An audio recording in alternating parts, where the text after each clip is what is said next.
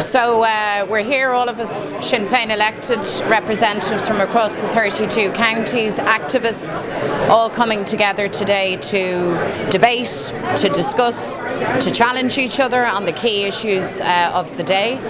Our activists and all of us know that we've been subject to possibly an unprecedented level of public abuse, particularly from independent news and media, and of course our political opponents.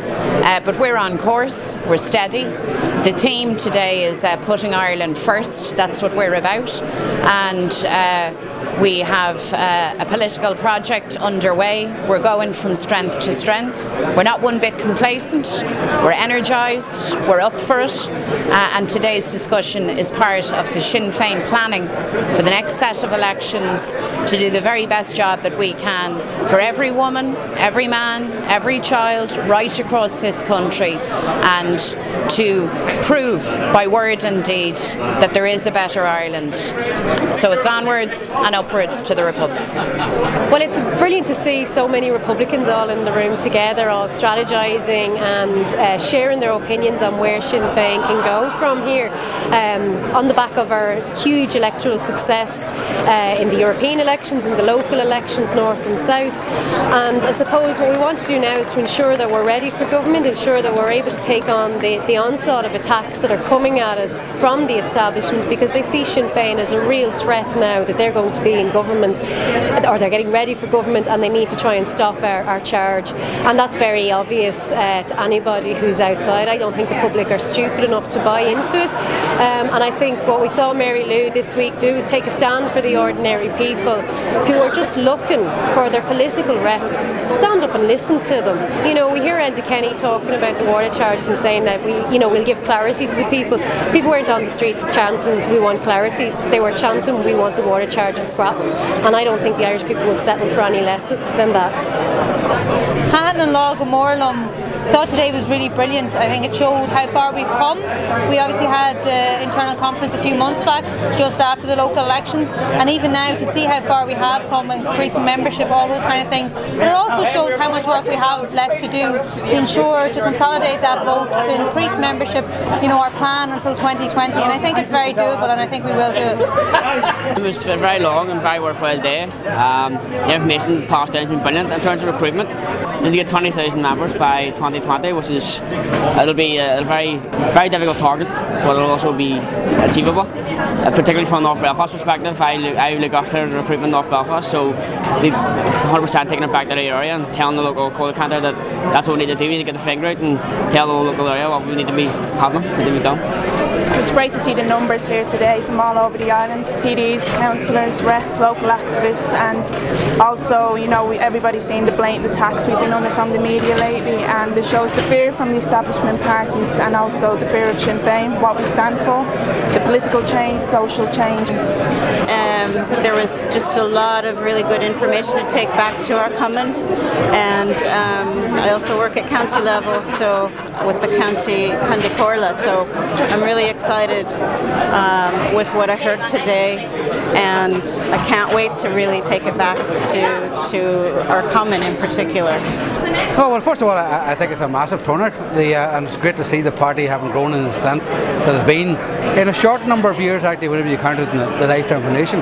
I think it's very important that we actually look at the water charges as a campaign, and having come through the civil rights campaign, of not seeing the issues like what Austin Curry done, of actually saying no rent, no rates, no arrears, and then imposing a fine whenever in government to collect those rents and rates. So it is a very important lesson that we learned in the North, and I think it does urge caution at the same time as being fully engrossed in the campaign. Well, I have to concur with Francie, and looking round the room here, it's great to see that we're not the only generation represented here. Two young activists like ourselves, but the room is full of even younger people, and I have to say it's absolutely magnificent. We talked earlier about the legacy of the hunger strikers, and this is the legacy of the hunger strikers. It's a living legacy of active republicanism, of winning more hearts and minds to the Republican analysis and moving forward together in ever greater numbers to the achievement of what they suffered and died to achieve in their lifetime. time. So it's a powerful, powerful day for Sinn Féin and offers great promise for the future. You know, the ebullience that's in evidence here today is a powerful contrast to what presents itself to be, you know, establishment politics today. All that we have witnessed over the recent past, and very particularly here in this state, is a reaction to what this room represents.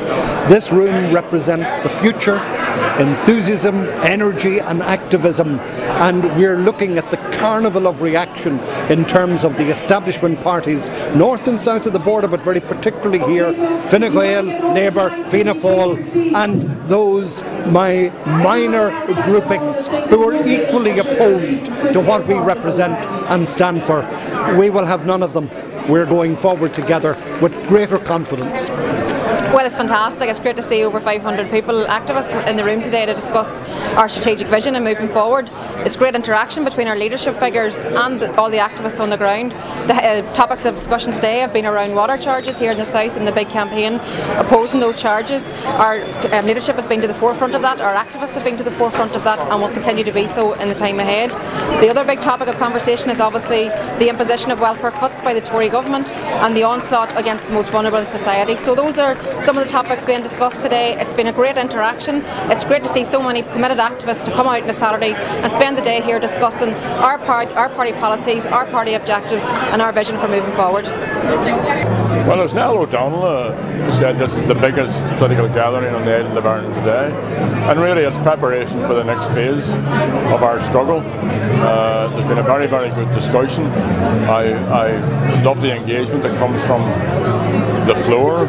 People are in good form, and I think the discussion that we had and the points that were made by a whole range of speakers on issues from the need to stop water charges, to stop welfare cuts in the north, across United Ireland, our position anti-austerity on the European Union, of 1916 and the centenary and the awful mess that the government is making of that. I think that people will go out of here today very, very buoyed up. And of course we also looked at the ongoing controversy and the tsunami of propaganda that's been inflicted upon the Sinn Féin electorate, and I think people have got their heads around all of that as well.